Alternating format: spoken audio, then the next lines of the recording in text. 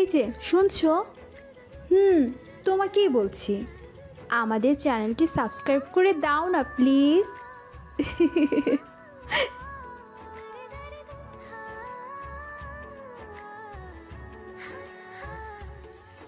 ওয়াশরুমে যাব। স্বরূপ মোবাইল থেকে চোখ না তুলেই বলল, কোলে করে নিয়ে যেতে হবে? উফ, শুধু সাথে যাবে? এখানেই তো ওয়াশরুম, নিজের কাজ করতে শেখো। আমি তোমার সার্ভেন্ট নাকি? তুমি একটা নোংরা লোক। স্বরূপ দাঁত বের করে হেসে বলল। বুঝতে বড় দেরি করে ফেললে সুন্দরী। তনিয়া একাই ওয়াশরুমের দিকে গেল, কিন্তু পাবলিক টয়লেটে যা অবস্থা তাকে দেখে তার ভেতরের নাড়ি ভুড়ি পাক খেতে শুরু করলো। কোনো রকমে বের হয়ে হাত মুখে পানি দিয়ে একটু সুস্থ হবার চেষ্টা করলো সে। ফিরে যাবার সময় দেখলো এক মহিলা বেশ বিপাকে পড়েছে, তার কোলের ছোট বাচ্চাটা কাঁদছে। তনিয়া কি হয়েছে জিজ্ঞেস করতেই তিনি বললেন, বাচ্চাটাকে খাওয়াতে হবে। ওই যে রুম আছে তো মায়েদের জন্য, ওইখানে চলে যান। আমার ব্যাগগুলো নিয়ে সমস্যায় পড়েছি, সাথে আর কেউ নেই। এগুলো রেখে যাব কার কাছে? ভরসা করার কাউকে পাচ্ছি না। আমি দেখছি, আপনি যান। মহিলা খুশি হলেন, তার কোলের বাচ্চা গলা ফাটিয়ে কাঁদছে। তিনি তাড়াতাড়ি ঢুকে গেলেন মাতৃদুগ্ধ পান করানোর ঘরটাতে। তনিয়া বসলো, আর এমন ঘুম পাচ্ছে তার। রাত কত হলো ঘড়ি নেই তার। চেয়ারে হেলান দিয়ে হাই তুলল সে। ট্রেন কখন আসবে? ট্রেন হঠাৎই চলে আসায় স্টেশনে হুড়োহুড়ি পড়ে গেল। এতগুলো ব্যাগ তুলতে তুলতে অবস্থা কাহিল হয়ে পড়ল স্বরূপের। সেগুলো তুলে জায়গা মতো রেখে নিঃশ্বাস ফেলে বসলো সে। মোট দুটো ডাবল সিটের কামরা ভাড়া করেছে তারা। উপর নিচ করে সবার এতেই হয়ে যাবে। বাইরে তখনও ভিড়ভাট্টা হইচই। মা অন্য ঘর থেকে এই ঘরে এসে চারদিকে চোখ বুলিয়ে চেঁচিয়ে উঠলেন, আয় স্বরূপ, তনয়া কই? স্বরূপ চারদিকে তাকালো। তনয়া নেই। ওই রুমে নেই? না তো, ও কি ওঠেনি নাকি? ট্রেন ততক্ষণে চলতে শুরু করেছে। স্বরূপ দৌড়ে অন্য রুমে গেল, সেখানে নেই। পুরো বগিতে ওয়াশরুমে কোথাও তনয়া নেই। সে দরজার সামনে দাঁড়িয়ে বাইরে চোখ বুলালো, কোথাও তনয়াকে দেখা গেল না। তনয়ার নাম্বারে ডায়াল করলো সে। ফোনটা বেজে উঠল তারই অন্য পকেটে। ট্রেন প্ল্যাটফর্ম ছাড়িয়ে যাচ্ছে দেখে স্বরূপ লাফিয়ে নামতে যাচ্ছিল, তখনই মা ধরে ফেললেন তাকে। করিস কি? মা, ও রয়ে গেছে। রয়ে যাবে কেন? হয়তো ভুলে অন্য বগিতে উঠেছে। স্বরূপ বুঝতে পারলো না কি করবে। মেয়েটা এত কেয়ারলেস, দেখা হলে সবার আগে একটা চড় মারবে। পরে স্টেশনে যেতে যেতে স্বরূপ পুরো ট্রেন খুঁজে ফেলল, কোথাও তনয়াকে পেল না। যে আশাটুকু ছিল সেটা নিভে যেতেই ভয় ঝেঁকে ধরল তাকে। তনয়ার কাছে মোবাইল, টাকা কিছুই নেই। রাত 1:30টায় সে বাড়িতে ফিরতে পারবে না। কি করে পারবে একা একা? অন্য কারো মোবাইল দিয়ে তাকে কল করতেও তো পারে, তা করছে না কেন? বোকামি, এটা কোনো বিপদে পড়বে না তো? পরে স্টেশনে মা চাচিদের সাবধানে বসিয়ে রেখে নেমে পড়ল স্বরূপ। ট্রেনটা ছেড়ে যেতেই ফাঁকা হয়ে গেল স্টেশন। শীতের রাত, কেউ অপ্রয়োজনে বসেনি। স্বরূপের ভয় করছে। সে স্টেশন থেকে বেরিয়ে গাড়ি খুঁজতে শুরু করলো। আজ মনে হচ্ছে পুরো পৃথিবী ঘুমিয়ে আছে, শুধু সে একা অতৃপ্ত আত্মার মতন ঘুরছে। তনিয়া কি করছে কে জানে? নিরাপদে আছে তো? স্বরূপের মনে হলো কত যুগ পেরিয়ে গেছে, অথচ মাত্র 10 মিনিটই কেটেছে এর মধ্যে। শেষ পর্যন্ত সে একটা সিএনজি দেখতে পেল। লোকটা শেষ ট্রিপ দিয়ে বাড়ি ফিরছিল। স্বরূপকে নিতে প্রথমে রাজি হচ্ছিল না। অনেকটা বুঝিয়ে বলবার পর লোকটার মন নরম হলো। স্বরূপকে তুলে নিয়ে ফাঁকা রাস্তায় সর্বোচ্চ গতিতে ছুটে চলল আগের স্টেশনের দিকে। স্বরূপ যখন ওয়েটিং রুমে ঢুকছিল তখন তার বুক ঠিকপিক ঠিকপিক করছে। তনয়াকে পাওয়া যাবে তো? যদি না পাওয়া যায় তবে সে কি করবে? কোথায় খুঁজবে? এই স্টেশনে অসম্ভব নির্জন। শেষ ট্রেন ছেড়ে গেছে। দুটো কুকুর শুয়ে আছে বাইরে। স্বরূপ পায়ে পায়ে ঢুকলো ভেতরে। চারদিকে তাকালো, কেউ কোথাও নেই। স্বরূপ চারদিকটা ভালো করে খুঁজলো, ওয়াশরুমগুলো দেখে এলো, কাউকে পেল না। মাথায় হাত দিয়ে বেরিয়ে পড়লো সেখান থেকে। না, এখনো ভরসা আছে, হয়তো বাসায় চলে গেছে তনয়া। সে তনয়ার মায়ের নাম্বারে ফোন করলো। ঘুম ঘুম কণ্ঠে তিনি ফোন তুলে বললেন, হ্যাঁ বাবা বলো, ঠিকমতো ট্রেনে উঠতে পেরেছো? তনয়া ফোন ধরছে না কেন? তনয়ার ফোনটা তখন স্বরূপের পকেটে। কখন বেজেছে তার কানে যায়নি। সে নিজের গলা যথাসম্ভব স্বাভাবিক রেখে বলল, জি মা, ও ঘুমিয়ে গেছে। আপনার কল করে দেখে আমি ভাবলাম জানিয়ে দিই। আচ্ছা বাবা, সাবধানে যেও। স্বরূপ ফোন রেখে দিল। বেরিয়ে গিয়ে আরেকটা গাড়ি খুঁজতে লাগলো। সিএনজিটা চলে গেছে তখনই হঠাৎ অন্ধকার একটা কোণ থেকে শব্দ শুনতে পেয়ে ফিরে তাকালো সে। এগিয়ে গেল সেদিকে। একটা সিগারেটের আলো সেদিকেই ঘোরাফেরা করছে। স্বরূপের মনটা কু ডেকে উঠল। সে জোর গলায় ডাকলো, তনয়া, তুমি এখানে? তনিয়া চিৎকার করে কেঁদে উঠল। সিগারেটের আলোটা সেকেন্ডের জন্য স্থির থেকে একদিকে ছুটে চলল। লোকটা পালিয়েছে। স্বরূপ দৌড়ে গেল সেদিকে। অন্ধকার থেকে একটা অবয়ব ছুটে এসে ঝাঁপিয়ে পড়ল তার বুকে। তনিয়া কাঁপছে থরথর করে, কাঁদছে পাগলের মতন। বেশ কিছুটা সময় লাগলো তার স্বাভাবিক হতে। তাকে নিয়ে ওয়েটিং রুমে আলোতে গিয়ে বসল স্বরূপ। কিছুটা স্থির হয়ে এলে তনিয়া জানালো কি হয়েছিল। সে এক বাচ্চার মায়ের ব্যাগ পাহারা দিতে দিতে ঘুমিয়ে পড়েছিল। যখন জেগেছে তখন স্টেশনে হুড়হুড়ি লেগে গেছে। ট্রেন চলে এসেছে। সে ছুটে গেছে বাড়ির লোকেরা যেখানে ছিল সেখানে, কিন্তু কাউকে পায়নি। এরপর ট্রেনের কাছে গিয়ে খুঁজতে শুরু করেছে। এত বড় ট্রেনের কোথায় খুঁজবে, ট্রেনের কত নম্বর বগিতে তারা উঠেছে কিছুই সে জানতো না। এরপর যখন ট্রেন চলতে শুরু করেছে তখন একটা বগিতে উঠে পড়েছিল। কিছু বকাটে ধরনের কিছু লোককে দেখে ভয় পেয়ে আবার নেমে পড়েছে। ট্রেন চলে যাবার পরই স্টেশন ফাঁকা হয়ে গেছে। তারপর থেকেই একটা লোক তার আশেপাশে ঘুরছে। লোকটার চোখ ফাঁকি দিতে সে বাইরে অন্ধকারে গিয়ে লুকিয়েছিল, কিন্তু লোকটা তাকে খুঁজে পেয়ে গিয়েছিল। আর একটু দেরি হলেই সর্বনাশ হয়ে যেত। কথাটা বলতে বলতে আবারও কেঁপে উঠল তনয়া। ফুপিয়ে কাঁদতে লাগলো। স্বরূপ তাকে শক্ত করে জড়িয়ে ধরে রাখলো। একটু আগে তনয়ার উপর রাগ হচ্ছিল তার, এখন রাগ হচ্ছে নিজের উপর। সে কি করে ভুলে গেল নতুন বউয়ের কথা? মনটা ছোট হয়ে গেল স্বরূপের। সে কি এতই খারাপ লোক? তার আজ মনে হলো তনয়া মেয়েটা ভালো ভালো বলে এখনও তার উপর ভরসা করে তাকে জড়িয়ে আছে। বেশ কিছুটা হাঁটার পর একটা চায়ের দোকান পাওয়া গেল। ঝাঁপ অর্ধেক খোলা। রাতের খাবার তারা খেয়ে বের হয়নি। ট্রেনে খাবার জন্য হাবিজাবি অনেক কিছু সারাদিন ধরে বানিয়ে সাথে নিয়ে নিয়েছেন মা। এখন সেসব তাদের সাথে ট্রেনে যাচ্ছে। তনিয়া আর স্বরূপের খিদেই পেট ছুঁচা দৌড়াচ্ছে। এতটা উত্তেজনার পর খিদেটা আর বসে আসতে চাইছে না। চায়ের দোকানে তেমন কিছু পাওয়া গেল না। দুটো কলা আর 2 কাপ চা খেয়ে তারা আবার সামনের পথ ধরল। ট্রেন ধরতে হলে দ্রুতগামী কোনো যান ধরতে হবে, আর নয়তো ভেঙে ভেঙে যেতে হবে। সকালের অপেক্ষা করার চেয়ে এখন যতটা এগিয়ে থাকা যায় ততটাই ভালো। তনিয়ার শীত করছে। তার গায়ে পাতলা একটা চাদর ছিল, সেটা কোথায় পড়ে গেছে সে নিজেও জানে না। স্বরূপের গায়ে কোট আছে।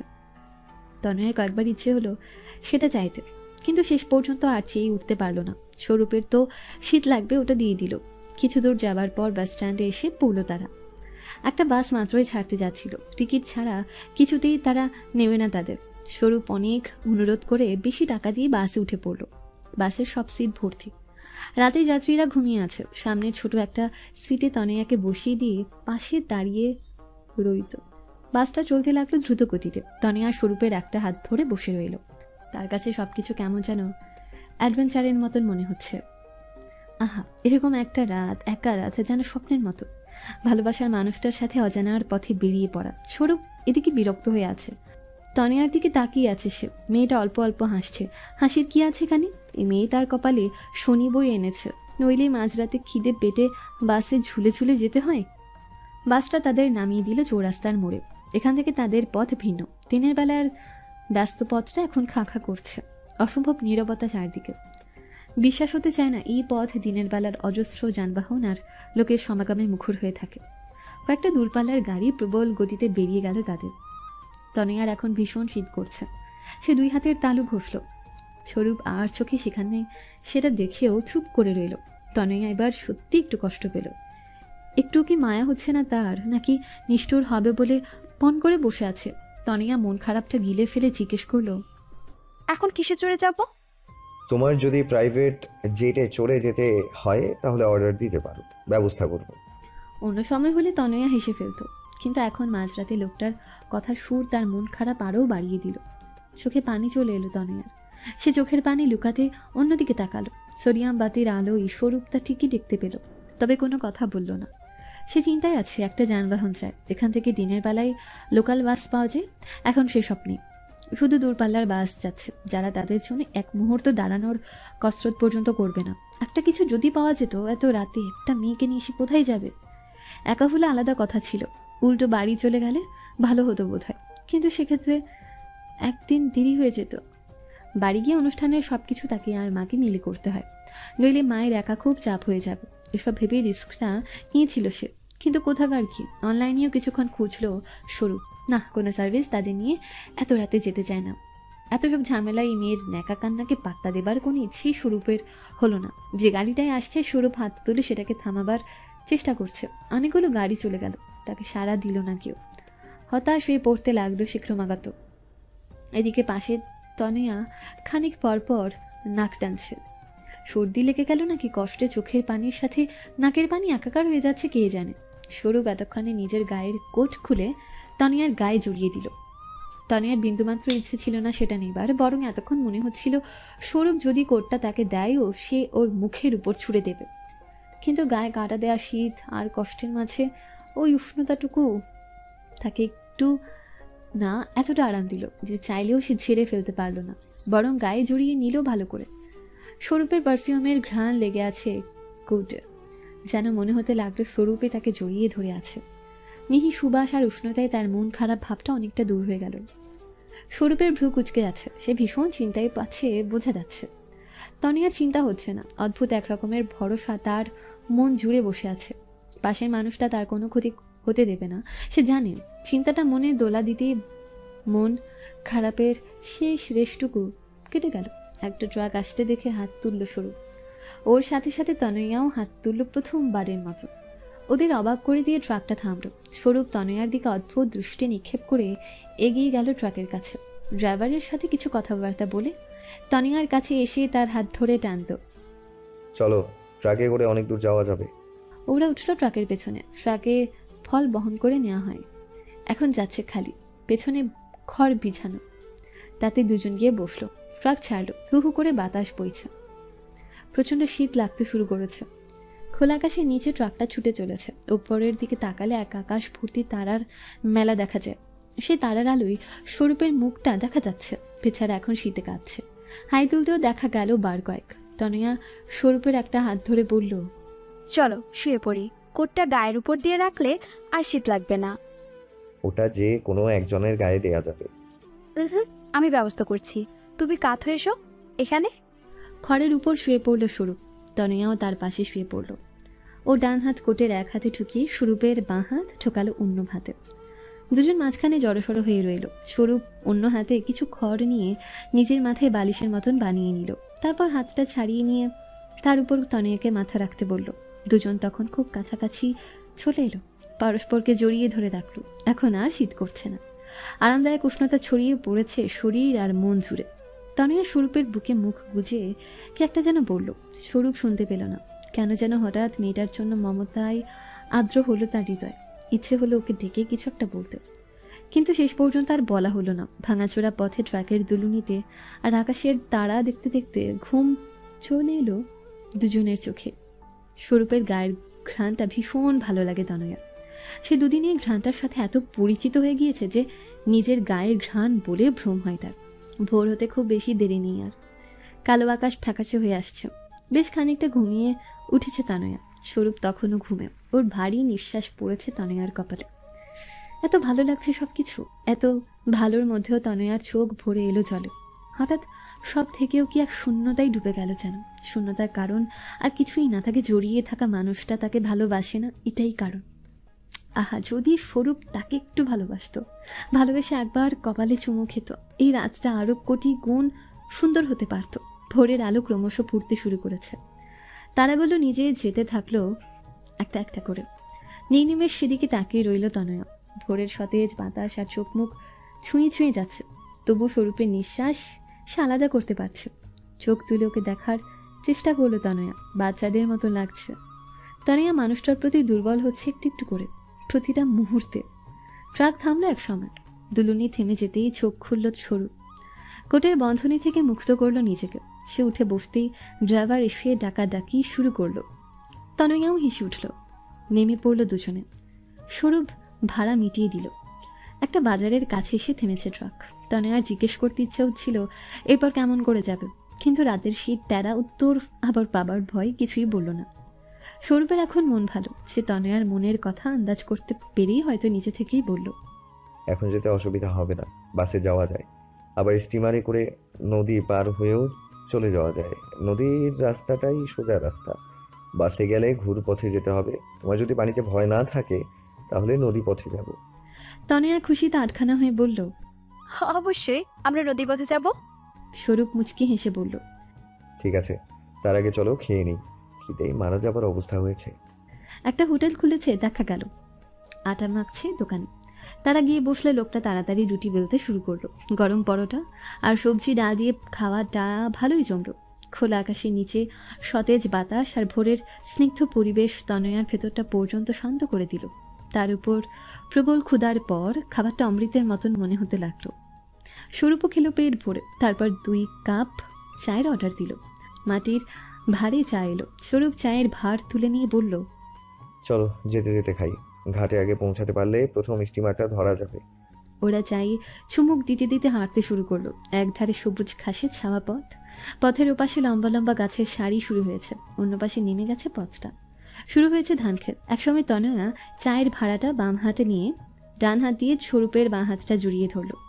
কাজটা করতে করতে তার এত ইচ্ছে করছিল যে স্বরূপের ইচ্ছে অনিচ্ছে পাত্তা দেবারও কোনো ইচ্ছে হলো না তার। স্বরূপের প্রতিক্রিয়া দেখতে এসে তাকালো না পর্যন্ত। হাঁটতে লাগলো নিজের মনে। স্বরূপের ব্যাপারটা কেন যেন ভালো লাগলো। তনয়ার কাছাকাছি থাকলে তার মনটা অদ্ভুত রকমের হালকা হয়ে থাকে।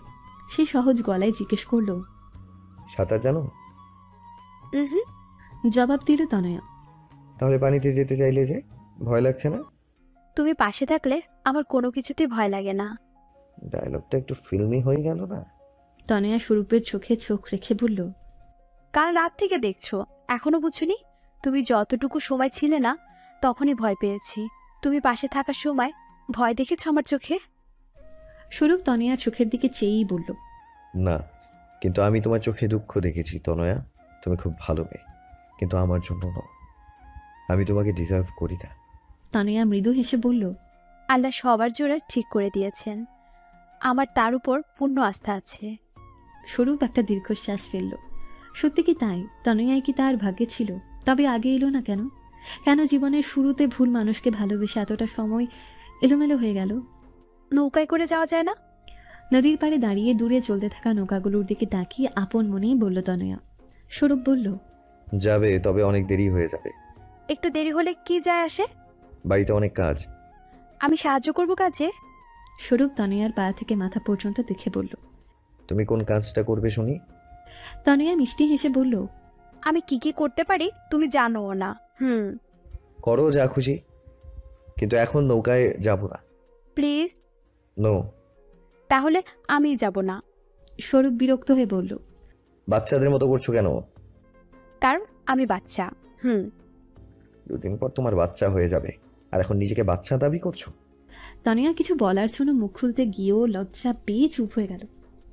স্বরূপও আর কিছু বলল না। অনেকক্ষণ দুজনের মধ্যে কোনো কথা হলো না। দেখা গেল কোনো স্টিমার এখন ছাড়বে না, একটু দেরি হবে। তখন সকাল পুরোপুরি হয়নি, রোদ উঠেনি, সূর্যটা ঝলমল করে উঠেছে অল্প অল্প করে। নদীটাকে বিষণ্ণ প্রান্তরের মতো লাগছে। স্বরূপ কিছুক্ষণ ভাবার পর ঠিক করলো তারা নৌকায় করেই যাবে। নৌকা ঠিক করা হলো। শুধু তারা না, আরও 2 জন একই নৌকায় একই জায়গায় যাবে। তারাও নবদম্পতি। স্বরূপের সাথে ছেলেটার কথাবার্তা হলে জানতে পারলো তারা পাশের গ্রামেই থাকে। প্রথমবার স্ত্রীকে নিয়ে গ্রামে যাচ্ছে। নৌকায় চড়ে বসতেই মাঝি ইঞ্জিন চালু করে দিল। পানি কেটে এগিয়ে যেতে থাকলো নৌকা। তনয়া কিছুটা মন খারাপ করে বলল, আমি ভেবেছিলাম বইটা বেয়ে নৌকা চালিয়ে নিয়ে যাবে। সেই নৌকা দিয়ে যেতে হলে পরের দিন পৌঁছতে হবে। তনয়া আর কিছু না বলে বাইরে তাকিয়ে রইল। নদীর পাড়ি সবুজ গাছের বন, পাখির ডাক, খোলা আকাশ, অল্প অল্প করে চড়তে থাকা রোদ আর পাশ দিয়ে পার হয়ে যাওয়া নৌকাগুলোকে ফেলে তারা এগিয়ে যেতে লাগলো। মাঝে মাঝে সে হাত বাড়িয়ে পানি ছুঁয়ে দিল। ভীষণ ঠান্ডা পানি। কোথা থেকে আসছে এই পানি? এই উন্মত্ত স্রোত যাচ্ছেই বা কোথায়? কখনো তো ভেবে দেখা হয়নি। তনয়া এতটা তন্ময় হয়ে গিয়েছিল যে হঠাৎ হাসির শব্দে সে খানিকটা চমকে তাকালো। তাদের সাথে নৌকায় ওঠা মেয়েটা হাসছে। তার স্বামী কানে কানে কী সব যেন বলছে। মেয়েটা গড়িয়ে পড়ছে হাসতে হাসতে। ওটা ভুলে গেছে আশেপাশে আরও মানুষ আছে। তনয়া স্বরূপের দিকে তাকালো। সে বিরক্ত মুখে বাইরের দিকে তাকিয়ে আছে। আচ্ছা, বিরক্ত হবার কি আছে? ওরা যা করছে তাই তো স্বাভাবিক। তাদের মতো 2 জন 2 মেরুতে বসে থাকবে নাকি? তনয়ার এবার মাঝে মাঝে প্রকৃতি থেকে মনোযোগ সরে যাচ্ছিল। চোখ ঘুরে ঘুরে সে নবদম্পতির দিকে আটকে যাচ্ছিল। মেয়েটা আচার খাচ্ছে, তার স্বামী ভাগ বসাতে চাইছিল বারবার। ওর মুখ থেকে কেড়ে নিয়ে নিজের মুখে পুড়ে দিচ্ছিল, হয়তো প্রকাশ্যে চুমু খেতে পারছিল না বলে। ছেলেটার একটা হাত বরাবর মেয়েটার কাঁধ বা কোমর জড়িয়ে রেখেছিল। তার সতর্ক গলা বারবার বলছিল, বেশি নড়াচড়া করবে না তো, পড়ে গেলে কি হবে? তুমি যা চটফটে। তনয়ার মন ক্রমশ খারাপ হচ্ছিল। সে রোদ চিকচিকে পানির দিকে তাকিয়ে মন হালকা করার চেষ্টা করে যাচ্ছিল বারংবার। হঠাৎ রোদ খানিকটা মলিন হলো। একখণ্ড ধূসর মেঘ মাথার উপর চাদর বিছিয়ে বসল। বৃষ্টি না হলেও রোদটা পড়ে যাওয়ার আবহাওয়া সেরকমই মনে হতে লাগলো। মেয়েটা এ সময় তার স্বামীকে আবদার করে বসলো। ছেলেটা ইতস্তত করছিল, খানিকটা লজ্জা পাচ্ছিল, কিন্তু মেয়ে নাছোড় বান্দা। অতপর সে গাইল। এত সুন্দর গাইলে যে শুরু পর্যন্ত চোখ ঘুরিয়ে মুগ্ধ হয়ে তাকালো তার দিকে। গলা ছেড়ে চোখ বুজে সে গাইছিল। কারা যেন ভালোবেসে আলো জ্বেলেছিল, সূর্যের আলো তাই নিভে গিয়েছিল। কারা যেন ভালোবেসে আলো জ্বেলেছিল, সূর্যের আলো তাই নিভে গিয়েছিল। নিজের ছায়ার পিছে ঘুরে ঘুরে মরি মিছে, একদিন চেয়ে দেখি আমি তুমি হারা, আমি তুমি হারা। আমায় প্রশ্ন করে নীল ধ্রুব তারা, আর কতকাল আমি রব দিশাহারা, রব দিশাহারা। তনয়ার চোখে পানি চলে আসছিল বারবার। সে চোখ অন্যদিকে ঘুরিয়ে রাখলো যাতে কেউ দেখতে না পারে। ওরা গ্রামে পৌঁছলো বিকেলবেলা। স্বরূপদের গ্রামটা এত সুন্দর, ঢুকতে তনয়ার মন ভালো হয়ে গেল। এত সবুজ জায়গা সে আগে দেখেছে বলে মনে করতে পারে না। প্রচুর বড়ই, তেঁতুল, খেজুর আর তাল গাছ চোখে পড়ল। আরও অনেক গাছ ছিল, তনিয়া কতগুলো ঠিকঠাক চেনেও না। সরু মেঠো পথ, ক্ষেতের আইল, আর কোথাও চোখ আটকে না যাওয়ার। দেখা গেল বিস্তীর্ণ আকাশ, যার নীল তনয়ার শাড়ির রঙের সাথে মিলে যায়। ওরা গরুর গাড়িতে চড়ে যাচ্ছিল। তনয়া কখনো গরুর গাড়িতে চড়েনি, এমনকি এই জিনিস দেশে এখনও আছে তাই সে জানত না। গাড়ির দুলুনি তার ভীষণ ভালো লাগছিল। তখনও সামান্য রোদ বিরাজমান ছিল, যারা উঁচু গাছগুলোর মাথা আলোকিত করে রেখেছিল। দিন ছোট বলে অবশ্য রোদটুকু সরেও গেল খানিক পরে। মিঠে বাতাস বইতে শুরু করলো। তনয়ার মনে হলো বহুদিন পর সে সুন্দর একটা দিন কাটালো। স্বরূপ নৌকা থেকে তনয়াকে খেয়াল করছে। সে আজ উদাস, বিষণ্ণ, যেন বৈরাগ্য পেয়ে বসেছে তাকে। সেইবার গলা খাঁকারি দিয়ে ডাকল, তনয়া। তনয়া তার দিকে না তাকিয়ে জবাব দিল, আফসোস হচ্ছে কেন? বিয়েটার জন্য। তনয়া বুঝল নৌকায় থাকা দম্পতিকে দেখে তার প্রতিক্রিয়া জানতে চাইছে স্বরূপ। হ্যাঁ, তার কষ্ট হচ্ছিল বটে, কিন্তু এখন সেটা আর নেই। ক্রমশ ঘনায়মান সন্ধ্যার হাতছানি তাকে অন্য জগতের সাথে মিলিয়ে দিচ্ছিল। যেন এই পৃথিবীতে মানুষ কিংবা তাদের অনুভূতি কিছুই নয়, সবটাই প্রকৃতির দখলে। সে ঘরে ফিরতে থাকা পাখিদের দিকে চেয়ে আনমনেই বলল, না, কোনো আফসোস নেই। স্বরূপ একটু থমকে গেল, তারপর মনে মনে হাসল। তার ধারণা ভেতরে ভেতরে তনয়া আফসোসে মরে যাচ্ছে, অথচ সে জানে না তনয়া খুব অল্পতেই খুশি হতে জানে। ছোট ছোট কারণে সে ভাগ্যকে দোষ দিয়ে বেড়ায় না, বরং কঠিন পরিস্থিতিতেও সে নিজেকে সামলে রাখত। খারাপ সময়েও ভালো থাকতে জানে, জানে অন্য কেউ ভালো রাখতে। মাত্র দুদিনের সংসারে স্বরূপের সেটা জানার কথা না। তনয়ার পা দুটো ব্যথা করছে মাথাও। গত রাতে ভালো করে ঘুম হয়নি, আর আজ আসার পর থেকে সে বসে আছে বসেছে। পুরো গ্রামের লোক ভেঙে পড়েছে তাকে দেখার জন্য। ভারী একটা কাতান শাড়ি পরেছে সে বহুক্ষণ ধরে। একই ভঙ্গিমায় বিছানার উপর বসে আছে সেই বিকেল থেকে। পা পর্যন্ত নাড়াবার উপায় নেই। এক গাদা মুরব্বী গোছের মহিলা পান মুখে দিয়ে খোশ গল্পে মেতে উঠেছে। তনয়াকে তাদের ভারী পছন্দ হয়েছে তার বলার অপেক্ষা রাখে না। তনয়ার কাছে তাদের হাজারো প্রশ্ন জমা হয়েছে। বেশিরভাগ প্রশ্ন তনয়া বুঝতে পারছে না। গ্রাম্য টানে বলা কথাগুলো তার মাথার উপর দিয়ে চলে যাচ্ছে। তার উপর ব্যথায় মাথার দুই পাশে রগ টনটন করছে। শাশুড়ি মা তাকে এক সময় এই বিপদ থেকে রক্ষা করলেন। ঘরে ঢুকে কি সব বলে যেন মহিলাদের দলটাকে বিদায় করে দিলেন। তনয়াকে বললেন, মা, তুমি তোমার ঘরে চলো। তোমাকে দেখে তো সুস্থ মনে হচ্ছে না, আসতে খুব কষ্ট হয়েছে তাই না? তনয়া কিছু বলল না। কষ্ট তার সত্যিই হয়েছে। নড়তে গিয়ে সে বুঝলো পুরো শরীর ব্যথা। রাতে ট্রাকের দুলুনি আর বিকেলের গরুর গাড়ির দুলুনি শরীরের জয়েন্টগুলোতেও ব্যথা বানিয়ে দিয়েছে। সে যখন ঘরে ঢুকলো তখন দেখলো স্বরূপ বসে আছে বিছানায়, তার হাতে একটা বই। ভারী মনোযোগ দিয়ে এসে কিছু একটা পড়েছে। তনয়াকে একবার চোখ তুলে দেখে আবার বই পড়ায় মনোযোগ দিল। তনয়া এগিয়ে গেল সুটকেসের দিকে। শাড়িটা বদলে ফেলা খুব জরুরি। স্বরূপের কিছুটা খারাপ লাগছিল সকাল থেকে। তনয়ার হয়তো তার প্রতি অনেক চাহিদা আছে, অনেক আশা আছে, সেসব সে পূরণ করতে পারছে না, চাইলেও পারবে না। তার এত অনুভূতি নেই। অনুভূতি সব মরে গেছে। মৃত অনুভূতিগুলো আস্তাকুর থেকে খুঁজে এনে তাদের জীবিত করা তার পক্ষে সম্ভব না। সে চাইলে বড়জোর কিছুটা অভিনয় করতে পারে, কিন্তু সেটাও এক ধরনের ঠকানো। আর তারও বা কী প্রয়োজন? মেয়েটা তাকে নিজের ইচ্ছায় বিয়ে করেছে, সে তো জোর করেনি। ওদের বাড়িটা নতুন, আগের টিনের ঘর ভেঙে মাত্র কয়েক বছর আগেই একতলা পাকা দালান তোলা হয়েছে। স্বরূপের ঘরের সাথে অ্যাটাচড বাথরুম আছে, বাথরুমে টাইলস লাগানো। বাথরুমটা পছন্দ হয়েছে তনয়ার। সেই শাড়িটা খুলে ফেলে ট্যাপ ছেড়ে দিল। প্রচণ্ড ঠান্ডা পানি, পানির সাথে যেন বরফ কুচি বেরিয়ে আসছে। তাড়াতাড়ি ট্যাপ বন্ধ করে দিল সে। হাত মুখ ধোয়া হলো না। ঝুলিয়ে রাখা জামার দিকে হাত বাড়াতে গিয়ে সে প্রথমবার জিনিসটা দেখল। কালো লোমশ বড় সড়ো একটা আস্ত মাকড়সা দেয়ালে বসে আছে। তনিয়া মাকড়সা প্রচণ্ড ভয় পায়। তার ইচ্ছে হলো চিৎকার করতে, কিন্তু গলা দিয়ে কোনো আওয়াজ বের হলো না। কোনো ক্রমে সে আস্তে আস্তে দরজার কাছে চলে গেল। দরজার ছিটকিনি খুলে গুলির মতন বেরিয়ে পড়লো বাথরুম থেকে। স্বরূপ চোখ তুলে হাঁ হয়ে গেল। এই কি অবস্থা! তনিয়া তখন কাঁপছে। তার গায়ের স্বল্প কাপড়ের দিকে তখন নজর নেই। স্বরূপ তার কাছে গিয়ে কাঁধে হাত রাখল। তনয়া, কি হয়েছে? মাকড়সা। মাকড়সা? হ্যাঁ। স্বরূপ হো হো করে হেসে ফেলল। কেউ মাকড়সা দেখে কেমন করে ভয় পেতে পারে? তবে তনিয়ার চেহারা দেখে থমকে গেল। মেয়েটা সত্যিই ভয় পেয়েছে, নইলে এভাবে বের হয়ে আসতো না। স্বরূপ বাথরুমে ঢুকে মাকড়সাটা মারার জন্য স্যান্ডেল হাতে নিল। তনিয়া তখন চেঁচালো, মারবে না প্লিজ। স্বরূপ অবাক হয়ে বলল, তুমি তো ভয় পাচ্ছ। সেটা আমার সমস্যা, মাকড়সার না। ওকে তাড়িয়ে দাও, তাহলেই হবে। স্বরূপ বিড়বিড় করে বলল। ওকে, তাড়াবো, ঠিক আছে। সে মাকড়সার কাছে গিয়ে বলল, জনাব মাকড়সা, আপনি কি নিজে থেকে যাবেন নাকি আমি গিয়ে দিয়ে আসবো? মাকড়সাটা একটু নড়ল। স্বরূপ হাত দিয়ে ওটাকে জায়গা থেকে সরিয়ে দিল। মাকড়সা এবার তরতর করে সরে যেতে থাকলো। স্বরূপও সাথে সাথে এগোলো। ভাই শুনুন, এরপর থেকে বিশিষ্ট মহিলাদের বাথরুমে ঢোকাবেন না। এরা বের করে দেবে, কিন্তু জুতা পেটা করতে দেবে না। যাকে বলে সম্মানের সহিত বের করে দেয়া। আপনার সাথেও তাই হচ্ছে, কি আর করার। আপনি আমার সাথে রাগ করবেন না, আমি কিন্তু কিছু করিনি। সব আমার বউয়ের দোষ। আপনি তো জানেনই বউয়ের কথা না শুনলে কি হাল হতে পারে। মাকড়সাটা বোধ হয় স্বরূপের বকবক সহ্য করতে না পেরে ঘুলঘুলি দিয়ে বেরিয়ে গেল। তনিয়া হাঁফ ছেড়ে বাঁচল। স্বরূপ বাথরুম থেকে বেরিয়ে এলে সে ভেতরে ঢুকতে ঢুকতে বলল, আমি দরজা আটকাবো না, তুমি কিন্তু তাকাবে না। স্বরূপ চোখ বড় বড় করে বলল, তা কেন? দরজা খুলে রাখলে আমি অবশ্যই তাকাবো। আমি ড্রেস চেঞ্জ করব। তাতে আমার কি?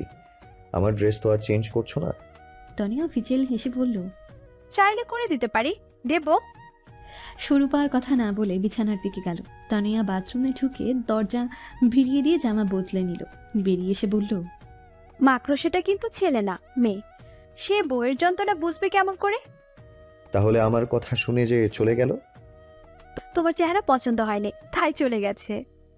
স্বরূপ সাথে সাথে সিরিয়াস হয়ে বলল, আমাকে কি খুব খারাপ দেখাচ্ছে? জার্নি করলে চেহারা কেমন একটা হয়ে যায়। তনয়া হেসে বলল, হোক তাতে কি, তোমার তো বিয়ে হয়ে গেছে। চেহারা দিয়ে নতুন কাকে পটাতে চাও? আমার একটা প্রেয়সী আছে, গ্রামে এলেই রাতে দেখা করতে আসে। হোয়াট? সত্যি, তবে ও মানুষ নয়, পরি। দূর। আরে সত্যি, আমি এতদিন ওর জন্যই তো বিয়ে করিনি। আজও আসবে, আমি এলেই চলে আসবে। তোমাকে ও সতীনের মতো দেখবে, তাই ও আসার আগেই ঘুমিয়ে যাও প্লিজ। ওর জন্য তোমার কোনো ক্ষতি হোক আমি চাই না। ও ঘুমন্ত মানুষদের কিছু করে না। কথাগুলো স্বরূপ বলল পুরোপুরি গম্ভীর মুখে। তার কথার ধরন দেখে যে কেউ মনে করবে সে সত্যি কথা বলছে। চারদিক তখন শুনশান। বাইরে ঝিঝি পোকা ডাক বাদে আর কোনো শব্দ নেই। ঘরের ভেতর তনয়া আর স্বরূপ শুধু। ঘরটা বিশাল, সে তুলনায় আসবাব কম। বড় ঘর হওয়ায় আলোটাও কম উজ্জ্বল লাগছে। তনয়ার গায়ে কাঁটা দিয়ে উঠল। যদিও সে এসব কথাই বিশ্বাস করে না, ভেতরে ভেতরে ঠিকই জানে স্বরূপ বাজে কথা বলছে। তবু কেন যেন ভয় লাগছে। তবে ভয়টা সে প্রকাশ হতে দিল না। বলল, বাজে কথা যত সব। ওর নাম চন্দ্রা। আবারও গম্ভীর মুখে বলল স্বরূপ, পরিতে বিশ্বাস করি না আমি।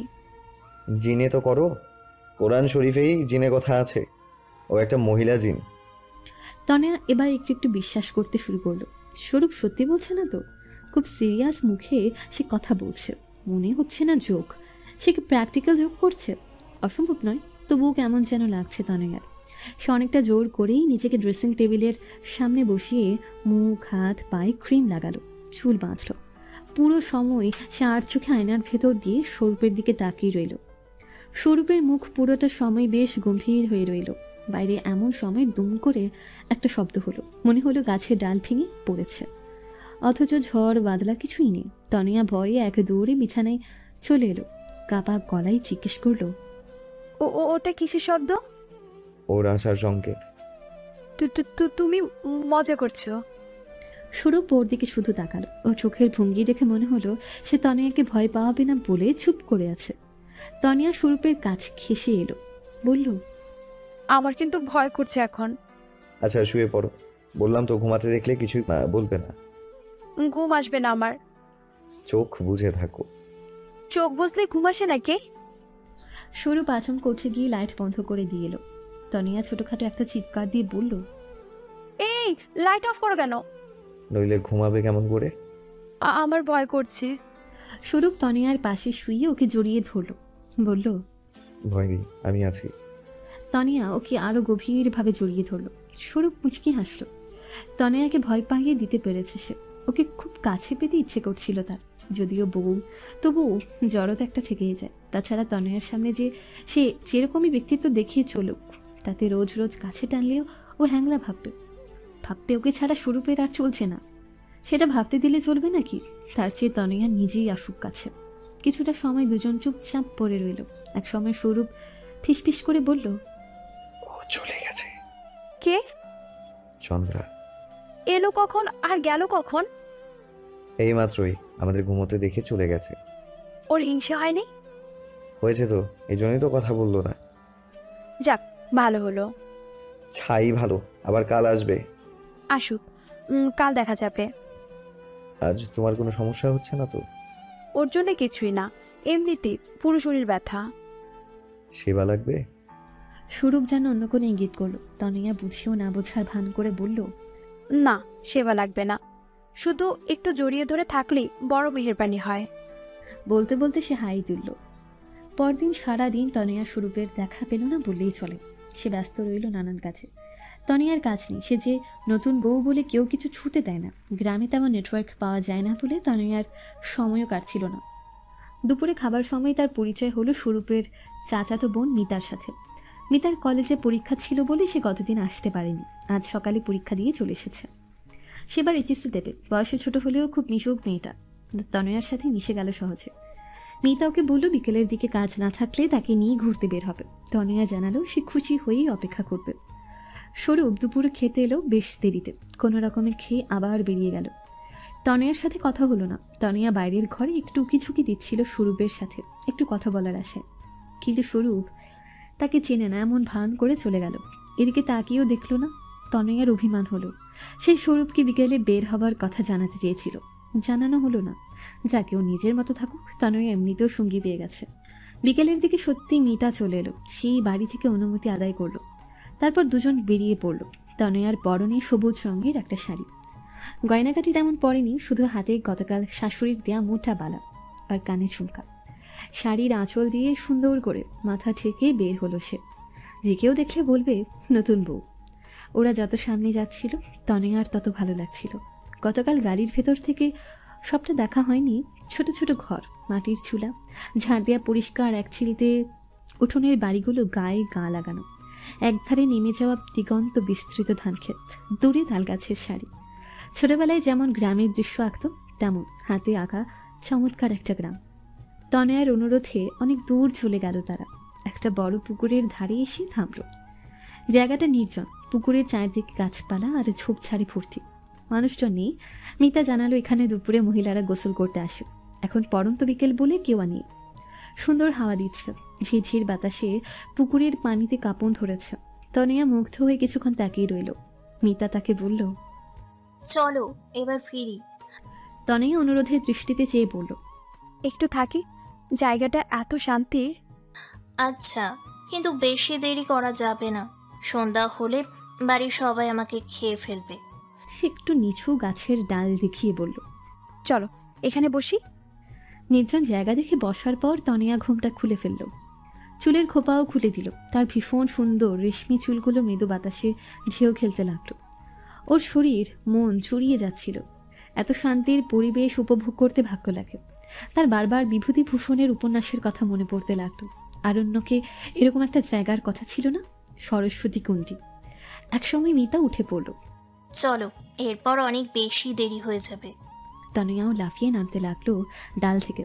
হঠাৎ তার শাড়িতে টান লাগলো। সে কিছু বুঝে ওঠার আগেই একটা হাত ওর কাঁধ ছুঁয়ে গেল। শাড়ির আঁচলটা খসে পড়ল। তনিয়া পেছনে ফিরে এক ছোড়া চকচকে চোখ দেখতে পেল। একটা লোক, মিশমিশে কালো গায়ের রং। তনিয়ার মনে হলো সে ভূত দেখছে। চিৎকার করে উঠল সে। নীরবতা ভেঙে খান খান হয়ে গেল। মিতা অন্যদিকে তাকিয়েছিল। এসবের কিছুই তার নজরে আসেনি। মাত্র কয়েক মুহূর্তে সবটা ঘটে গিয়েছিল। সে প্রথমে শুনল তনয়ার চিৎকার, তারপর পায়ের নিচে শুকনো পাতার মচমচ শব্দ তুলে দৌড়ে যাওয়া একটা কালো ছায়া। সন্ধ্যার অন্ধকার ঘনিয়ে আসছে। দুজন একে অপরের হাত ধরে যখন বাড়ি ফিরছিল তখন আশ্চর্য এক নিস্তব্ধতা যেন ঠেকে দিয়েছিল পথঘাট। কোথাও কাউকে দেখা যাচ্ছিল না। পুরো গ্রাম কি ঘুমিয়ে গেল? তারা বহুক্ষণ হেঁটেও যেন বাড়ি পৌঁছতে পারছিল না। অবশ্য তারা গিয়েছিল এমন পথ ধরে যেদিক দিয়ে গ্রামের লোকজন কম চলাচল করে। হয়তো তাদের ভাগ্য কিংবা কোনো অদৃশ্য টানে পথে তাদের সাথে দেখা হওয়া প্রথম ব্যক্তিটা ছিল স্বরূপ। প্রথম সে ভীষণ অবাক হলো। তারপর কাছে এসে মিতাকে জিজ্ঞেস করলো, তোরা এখানে কেন? মিতা উত্তর দিতে পারছিল না। তনয়া তখনও কাঁপছে। তার চোখ ভেজা। অন্ধকার তখনও পুরোপুরি জেগে বসেনি। মৃদু আলোয় স্বরূপের চোখে তনয়ার ফ্যাকাশে মুখের ভাব ধরা পড়ে গেল। সে অত্যন্ত উদ্বিগ্ন হয়ে জিজ্ঞেস করলো, কি হয়েছে তোমার তনয়া? স্বরূপ তনয়ের অপর হাতটা ধরল। ওর এক হাত মিতার হাতে ধরা ছিল। দুজন দুদিকে দিয়ে তাকে ধরে নিয়ে যখন বাড়ি ফিরল তখন বাড়ির লোক আলো নিয়ে তাদের খুঁজতে বের হতে যাচ্ছে। গমগমে পরিবেশ এসে মিতার ভয় অনেকটা কেটে গেল। তবে বাড়িতে ঢুকে সবার কাছ থেকে এক গাদা বকুনি খেতে হলো তাকে। চুপচাপ শুনে গেল সে, একটা শব্দও করলো না। তার মুখের ভয়ার্ত ভাবটা কেউ খেয়াল করলো না। খেয়াল করলেও তারা ধরে নিত বকা খেয়ে ভয় পেয়েছে মেয়েটা। স্বরূপ তনয়াকে ঘরে রেখে এসে মিতাকে পাকড়াও করলো। এবার বলো কি হয়েছে? মিতা সবটা খুলে বলল তাকে। লোকটাকে সে চিনতে পেরেছিল। এ গ্রামেরই লোক, বখাটে ধরনের। গ্রামের মেয়ে বউদের প্রায় উত্ত্যক্ত করে থাকে। কিন্তু ওর বাবা ধনী লোক। গ্রামের অনেকে তার কাছে সুদে টাকা ধার করে, জমি বন্ধক রাখে। কারো সাহস হয় না ওর বিরুদ্ধে কিছু করার। লোকটা দিন দিন বেপরোয়া হয়ে উঠেছে। স্বরূপ সব শুনে খুব ঠান্ডা গলায় মিতাকে বলল, তুই তোর ভাবির কাছে গিয়ে বস, আমি আসছি। মিতা তার কথা মতো ভাবির ঘরে চলে গেল। সেখানে তনয়া একা না, কিছু মহিলা বসে খোশ গল্প করা শুরু করে দিয়েছিল। তনয়ার মুখের অনেকটা তখনও ঘুমটাই ঢাকা। কেউ খেয়াল করেনি তার চোখে অল্প করে জল কমছে। হাত মৃদু মৃদু কাঁপছে। মিতা ভাবির পাশে গিয়ে বসে তার হাত শক্ত করে চেপে ধরল। সময় কতটা পেরিয়েছিল তাদের খেয়াল নেই। এক সময় বাড়ির উঠোনে চিৎকার আর ধস্তাধস্তির শব্দে ভেতর থেকে সবাই বেরিয়ে এলো। উঠোনে মিশমিশে কালো একটা লোককে এনে ফলো হয়েছে। লোকের শরীর রক্তাক্ত। তার উপর চড়াও হয়ে থাকা স্বরূপের গাল কেটেও রক্ত বের হচ্ছে। কিন্তু তার উপর কোনো অসুর ভর করেছে যেন। শক্ত সামর্থ্য গ্রাম্য লোকটাকে সে শূন্যে ফেলে প্রবল আক্রোশ একটা ঘুষি বাগিয়ে দিচ্ছে। কয়েকজন গ্রামের লোক ওদের পিছু পিছু চলে এসেছিল। বাড়ির লোক আর আশেপাশের আরও কিছু লোক এসে ওদের লড়াই থামালো। স্বরূপের কথা মতো লোকটাকে বেঁধে ফেলা হলো উঠোনের আম গাছের সাথে। স্বরূপ তখন হাঁপাচ্ছে। ঘাম আর রক্তে তার শার্ট ভিজে চুপচুপে হয়ে গেছে। তবে সে বসল না। গ্রামের লোকের প্রশ্নের জবাব দিল, ও আমার স্ত্রীকে উত্ত্যক্ত করেছে। ও গ্রামের আরো মহিলাদের জ্বালাতন করে। আপনারা কিছু না বললে সেটা আপনাদের ব্যাপার। আমি তো সহ্য করব না এসব। তার কথায় অনেকে সায় দিল। কিছু মহিলা সেখানেই বলে ফেলল সিরাজ তাদের সাথে কি করেছে। মিশমিশে কালো ভূতের মতন অন্ধকারের সাথে মিশে যেতে চাওয়া সিরাজ নামক লোকটা তখনও কুতকুতে হলুদ চোখে তাকিয়ে আছে তাদের দিকে। স্বরূপের ইচ্ছে হলো চোখ দুটো অন্ধ করে দিতে। স্বরূপের ইচ্ছে ছিল সিরাজের প্রথমে বিচার হবে, তারপর তাকে ছাড়া হবে। কিন্তু সেসব কিছু হলো না। সিরাজের বাবা নিজে এসে সবার কাছে হাত জোর করে ক্ষমা চাইলেন। ছেলেকে ছেড়ে দেবার জন্য মিনতি করে বলে গেলেন আর কখনো এমন হবে না। লোকটার এমন কাণ্ডের কারণ ছিল, স্বরূপের মা এলাকায় কম প্রভাবশালী নন। গ্রামের একমাত্র স্কুলটা তিনিই করেছেন। গ্রামে তিনি বাদে বাকি যে কজন প্রভাবশালী ব্যক্তি ছিলেন সবাই স্বরূপের মায়ের পক্ষেই থাকবেন। সেক্ষেত্রে ছেলের এবারের দোষ ঢাকার চেষ্টা করলে উল্টো তিনি নিজেই বিপদে পড়তে পারেন। স্বরূপের রাগ কমল না, তবুও সে নিজেকে সামলে নিয়ে ঘরে ঢুকল। তখনও তার গা ভেজা, গায়ে লেগে থাকা রক্তের কতকটা তার, কতকটা শিরাছে। তার মাথা ব্যথা করছিল প্রচণ্ড। সারাদিন কাজ করার পর এই ঝক্কিতে কাহি লাগছিল। মা তাকে বসিয়ে হাত আর গালের কাটা জায়গা স্যাভলন দিয়ে পরিষ্কার করে ব্যান্ডেজ লাগিয়ে দিলেন। তনয়া তখনও চুপচাপ। এক কোণে দাঁড়িয়ে সবটা দেখছিল সে। স্বরূপ ঘরে গিয়ে জামা বদলে এসে দেখলো খাবার বেড়ে ফেলেছেন মা। ওরা একসাথে বসে খেয়ে নিল। তারপর কিছু লোক স্বরূপের সাথে কথা বলতে চাওয়ায় সে বাইরের ঘরে চলে গেল। তনয়া নিজের ঘরে গেল না, তার প্রচণ্ড ভয় করছে। সে শাশুড়ি মায়ের নিষেধ সত্ত্বেও তার সাথে হাতে হাতে কাজ করলো। কাজ শেষে তার ঘরে গিয়ে বসে রইল। মা বুঝলেন ওর মনের অবস্থা, পাশে বসে সান্ত্বনা দিলেন অনেকক্ষণ, গল্প শোনালেন নিজের। যখন স্বরূপের বাবা মারা গেল তখন তাকেও কম যন্ত্রণা সহ্য করতে হয়নি। গ্রামের 2-1 লোক উঠে পড়ে লেগেছিল তাকে বিয়ে করতে। কত কিছু সহ্য করেছেন তিনিই জানেন। তনিয়া মাকে জড়িয়ে ধরল এবার। এটা তার মা না, স্বরূপের মা। তাতে কিছু যায় আসে না, মায়েদের গায়ে মা মা ঘ্রাণটা থেকেই যায়, সে যার মাই হোক না কেন। স্বরূপ অনেক রাতে ঘরে ফিরল। তনয়াকে না পেয়ে খুঁজতে গিয়ে দেখলো সে মায়ের আঁচলে মুখ লুকিয়ে বসে আছে। স্বরূপ যেতেই মা তাকে পাঠিয়ে দিলেন।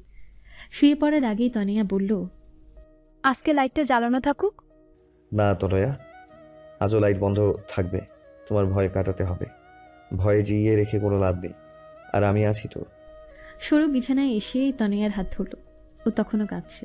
স্বরূপ জড়িয়ে ধরল তাকে, শক্ত করে ধরে রাখল। তনয়া স্বরূপের বুকে মাথা রেখে ফুপিয়ে কেঁদে উঠল।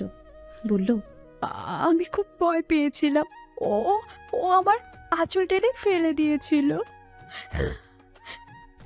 স্বরূপ তার মাথা বুকে চেপে ধরে বলল, ভয় নেই, আর কেউ কিছু করবে না তোমার। তুমি থাকবে তো আমার সাথে? হ্যাঁ তনয়া, আমি আর কখনো তোমাকে একা ছাড়বো না, কোনোদিনও না। তনয়া কাঁদতে কাঁদতে একসময় ঘুমিয়ে পড়ল। স্বরূপ ক্লান্ত ছিল, তার চোখেও ঘুম নেমে এলো একসময়। সে আজ একটু আগে তনয়াকে যে ওয়াদা করেছিল সেটা নিজের অজান্তেই করেছিল। সচেতন মস্তিষ্কে যে ছেলেটা মনে প্রাণে চাইছিল মেয়েটা তার সাথে থেকে আফসোস করে মরে যাক, তাকে সে সারা জীবন কাছে থাকার ভরসা দিত না। শেষ রাতে ঘুম ভাঙল তনয়ার। গতকালের রেশ মনের মধ্যে কেমন যেন ভয় জাগিয়ে রেখেছে তার। সে ডেকে তুলল স্বরূপকে। কি হয়েছে? ঘুম চড়ানো গলায় প্রশ্ন করল স্বরূপ।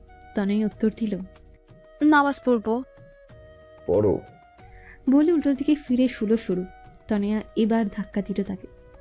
তুমিও পড়বে? ওঠো। এখন উঠতে পারবো না, ঘুম হয়নি।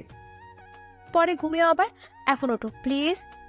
স্বরূপ তনয়ার বালিশটা টেনে নিয়ে মাথার উপর চেপে ধরে কম্বলটা আরেকটু টেনে নিল। তনয়ার এবার রাগ হতে লাগলো।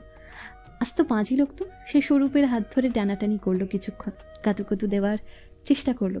ঘরে লাইট অন করে দিল। ও চোখের সামনে মোবাইলের ফ্ল্যাশ লাইট অন করে ধরে রাখলো। শেষ পর্যন্ত কিছুতেই কাজ না হওয়ায় পানি ছিটিয়ে দিল চোখে মুখে। স্বরূপ এবার উঠে বসে চোখ ডলতে ডলতে বলল, কাল রাতে যদি তোমাকে ঘুমাতে দেই তো আমার নাম স্বরূপ না। ওকে, তোমার নতুন নামকরণের ভার আমাকে দিও প্লিজ। আমার অনেক ইচ্ছে ছিল আমার বরের নাম হবে Jontu Mia. Will you shut up? No. Swarup উঠে বাথরুমে ঢুকলো। তনয়া একটু পর বাথরুমের দরজায় ধাক্কা দিয়ে বলল, অজু করে বের হবে কিন্তু। তুমি কি অজু করতে পারো? না না, সব তো তুমি একাই পারো। ভেতর থেকে ছিচিয়ে বলল স্বরূপ। একটু পর বের হলো সে। দেখে মনে হলো উজু করেই বের হয়েছে। তনয়া জিজ্ঞেস করলো, মসজিদে যাবে? না, মসজিদ অনেক দূরে, ততক্ষণে সময় শেষ হয়ে যাবে। কাল আরো তাড়াতাড়ি ডেকে দিব তাহলে। এখন একটু অপেক্ষা করো, আমি উজু করে আসি, একসাথে নামাজ পড়ি। দুজন একসাথে নামাজ পড়ল। ভোরের আলো ভালো করে ফুটলে তনয়া জানলার পর্দা সরিয়ে দিল। ভোরের স্নিগ্ধ শীতল বাতাস ছুঁয়ে গেল তাকে। ঘরটাও আলোকিত হলো। সে মশারি তুলে বিছানা ঝাড়ল, ঘরটা সুন্দর করে গুছিয়ে ফেলল। স্বরূপ জানলার পাশে একটা চেয়ার টেনে বসে রইল। তনয়ার কাজ শেষ হলে সে বলল, জানো, অনেকদিন পর ফজরের নামাজ পড়লাম। কেমন লাগছে?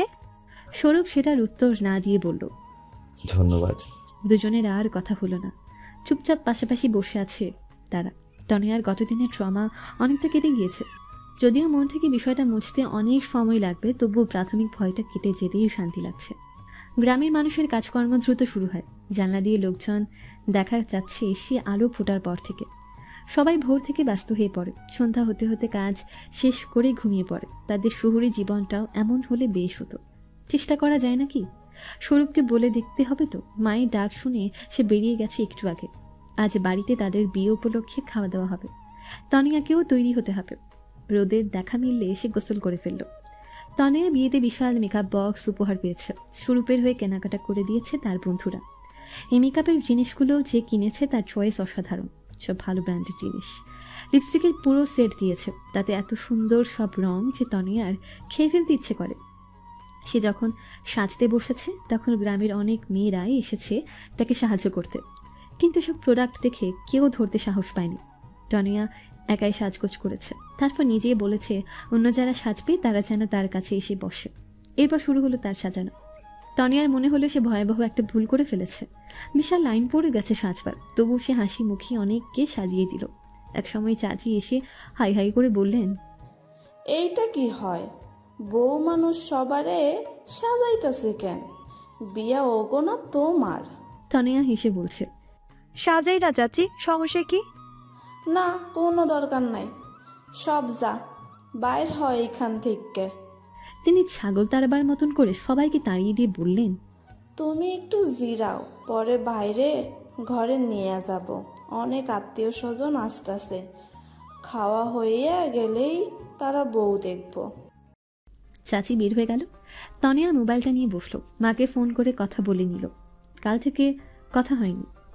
মায়ের কাছে গতকালের ঘটনা বলতে চায় না সে। এমনিতে ট্রেন মিস করার ঘটনা শুনেই মা খুব ভয় পেয়ে গিয়েছিলেন। একমাত্র মেয়ে বলেই তার এত ভয়। তনিয়ারও খারাপ লাগছে, বিয়ের পর থেকে মায়ের সাথে একটু দেখা হলো না। এতদিন তো সে মাকে ছেড়ে কখনো থাকেনি। ফোন রেখে তনয়ার খুব কষ্ট হচ্ছিল। মা বাবাকে আজ দাওয়াত দেওয়া হয়েছিল, কিন্তু মা অসুস্থ বলে আসতে পারেনি তারা। তনয়ার বাড়ি যেতে যেতে আরও 4-5 দিন। এতদিন মাকে না দেখে থাকতে হবে। তার চোখে পানি চলে এলো। আরে আরে, নতুন বউ কাঁদে কেন? গ্রাম্য পরিবেশে শহুরে একটা আওয়াজ তনয়াকে একটু অবাক করল। সে চোখ তুলে দেখল স্বরূপের বন্ধু মিলি। সব বন্ধু বান্ধবকেও দাওয়াত দেওয়া হয়েছিল, তবে সবারই দেখা গেছে কোনো না কোনো সমস্যা। সকালে বলেছিল স্বরূপ ওদের কথা, তবে মিলি আপু যে আসবে সেটা বলেনি। মিলি কাছে এসে তনয়ার চোখের জল মুছিয়ে দিয়ে বলল, বাড়ির কথা মনে পড়ছে? তনিয়া মাথা নাড়ল। মিলি তাকে জড়িয়ে ধরে বলল, পড়বেই তো, কিন্তু কাঁদলে কি মা আসবে বলো? আরও তার কষ্ট হবে। তুমি খুশি থাকো, দেখবে মাও খুশি থাকবে। তনিয়া হাসার চেষ্টা করলো। মিলি বলল, তোমাকে যা সুন্দর লাগছে মেয়ে, তোমার বরের তো সারা দিন তাকিয়ে থাকার কথা। কোথায় সে? হ্যাঁ, এসে তো দেখলাম না। তনিয়া অভিমান করে বলল, আপনার বন্ধু কি আর সেরকম মানুষ নাকি? মিলি ম্লান হেসে বলল, ও খুব ভালো মানুষ তনয়া, তুমি যদি ওকে ঠিকঠাক বোঝো তাহলেই হবে, আর এই কথা মনে হবে না। তনিয়ার গতকালের কথা মনে হলো। মিলি আপু হয়তো সত্যিই বলেছে। দিনটা ভীষণ ব্যস্ততার মধ্যে কেটে গেল। সন্ধ্যার অনেকটা পর যখন সব মেহমান চলে গেছে তখন ঘরে ঢুকলো তনয়া। ইচ্ছে হলো কোনো জাদু মন্ত্র বলে যদি শাড়িটা বদলে নরম জামা হয়ে যেত। আহা, স্বরূপের দেখা নেই, এখনো হয়তো কাজ করছে। তনয়ার ভীষণ ক্লান্ত লাগছে। যদিও সে বসেই ছিল, তবে কখনো কখনো বসে থাকাটাও খুবই যন্ত্রণাদায়ক। সে উঠে কাপড় বদলে মেকআপ ধুয়ে এলো, বিছানার চাদর বদলে ফেললো। আজ এত মানুষ এসেছে যেটাতে শোয়া যেত না। কাজ করতে করতে সে আরো বেশি ক্লান্ত হয়ে পড়ল। বালিশে মাথা রাখতে চোখে ঘুম জড়িয়ে এলো। হঠাৎ একটা শব্দে চমকে উঠল সে। নাকি একটা সুরে কেউ যেন গান গাইছে। কান পাতলা তনয়া। গান নাকি কিছু একটা বলছে। গায়ে কাঁটা দিয়ে উঠল তার। বিছানায় পা উঠিয়ে বসলো, আবারও ভালো করে শোনার চেষ্টা করলো। একসময় কথাগুলো একটু একটু করে স্পষ্ট হয়ে গেল। স্বরূপ, কোথায় তুমি? তোমার ঘরে কে এটা? তুমি নেই কেন? স্বরূপ, তুমি বিয়ে কেন করেছ? আমি তোমাকে বলেছিলাম না সতীনের ঘর করব না? তনিয়া অস্ফুটে বলল, কে কে কথা বলে? কে? কণ্ঠটা একটু থামল। তারপর কাঁচের চুড়ি ভাঙার মতন রিনরিনে কণ্ঠে কে বলে উঠল, আমি চন্দ্রাবতী, তোমার সতীন গো, সতীন। তনিয়া বুঝতে পারছিল না শব্দটা আসছে কোথা থেকে। তবে কি স্বরূপ সত্যি বলেছিল? কেউ আছে এরকম? ঘরের আলো অন্যরকম লাগছে। মনে হচ্ছে চারদিকে ছায়ারা জেগে উঠে নাচানাচি করছে। তনিয়া ফুপিয়ে উঠল।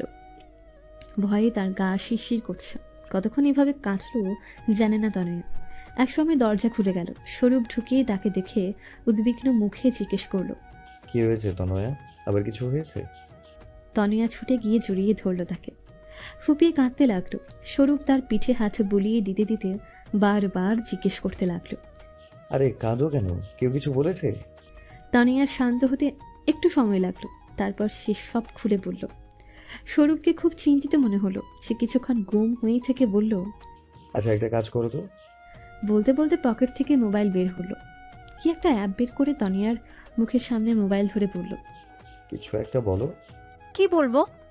বলার পরই অদ্ভুত একটা ব্যাপার হলো। অদৃশ্য কোথাও থেকে নাকি সুর ভেসে এলো। কি বলবো? তনয়ার কয়েক সেকেন্ড লাগলো বিষয়টা বুঝতে। সে প্রচণ্ড রাগে স্বরূপের দিকে তাকিয়ে দেখলো সে হাসতে হাসতে বিছানায় গড়াগড়ি খাচ্ছে।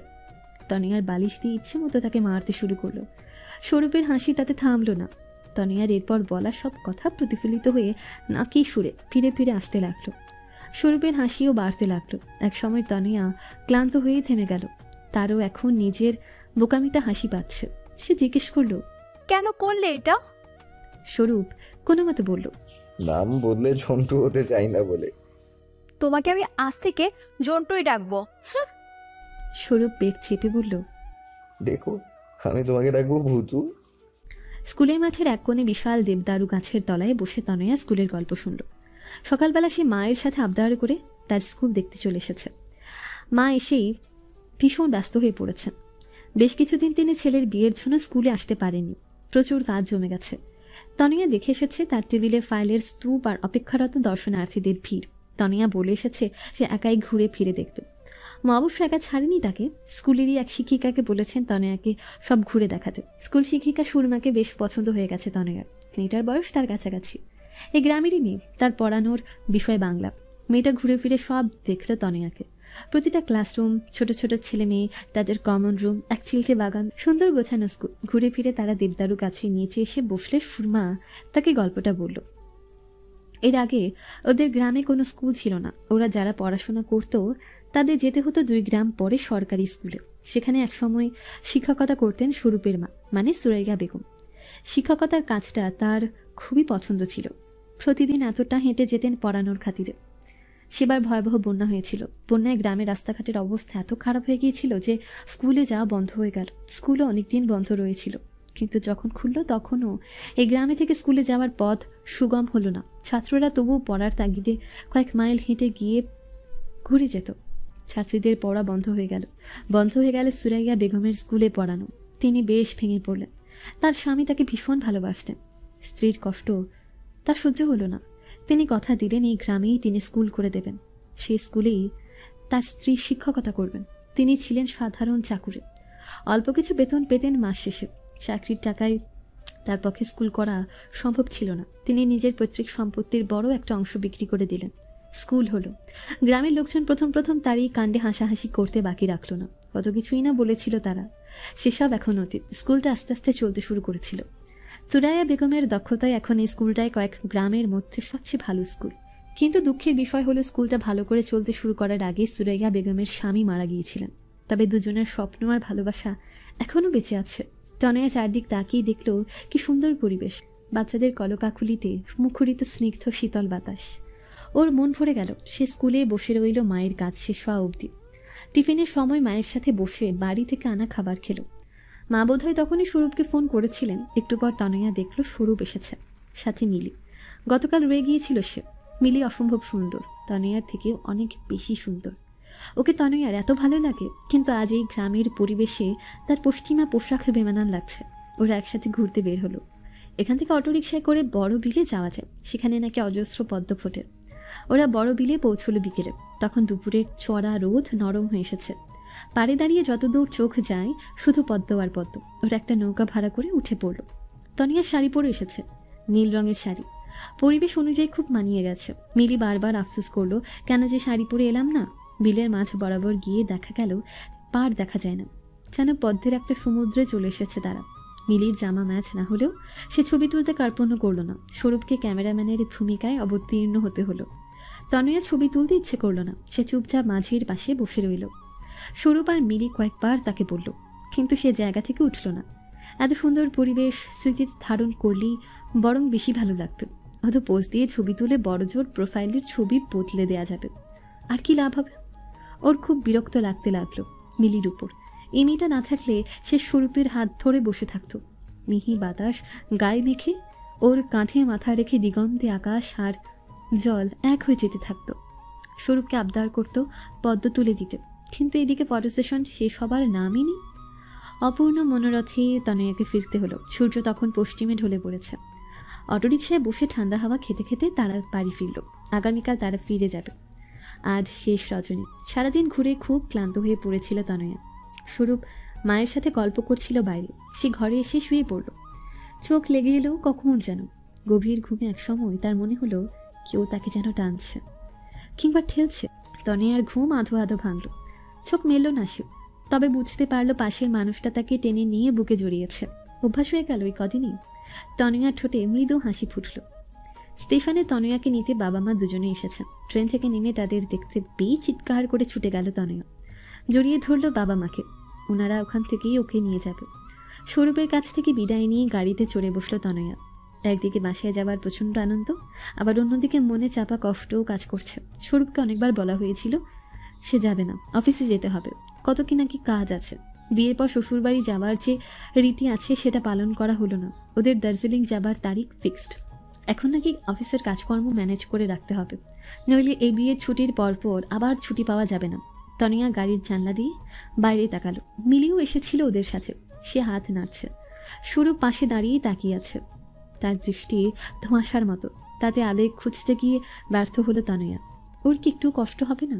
এক ফোঁটাও না। সারাদিন মা বাবার সাথে কাটিয়ে মায়ের হাতে রান্না খেয়ে রাতে নিজের ঘরে ঘুমোতে গিয়ে তনয়ার ভারী শান্তি শান্তি লাগলো। এতদিন মনে হচ্ছিল সে যাযাবর হয়ে গেছে। আজ শান্তির ঘুম হবে। কোলবালিশ জড়িয়ে ধরে নরম গদিতে গা ডুবিয়ে আরামে চোখ বন্ধ হয়ে এলেও পর মুহূর্তে চোখ খুলে গেল। সব আছে, তবু কি যেন নেই। তার এতদিনের সঙ্গী কোলবালিশটাকে পছন্দ হচ্ছে না। মনে হচ্ছে পাশে আস্ত মানুষ চায়, মানুষের গায়ের ঘ্রাণ চায়, বুকের উষ্ণতা চায়। কিন্তু এই কিছুদিন আগেও তো সব ঠিক ছিল। এই ঘরে, এই বিছানায় তার সব শান্তি গুটিসুটি হয়ে পড়েছিল। বিয়ে হওয়া মানে কি তবে নিজের পুরনো অস্তিত্ব বিসর্জন দিয়ে দেওয়া, নিজেকে দুভাগ করে ফেলা? স্বরূপ এখন কি করছে?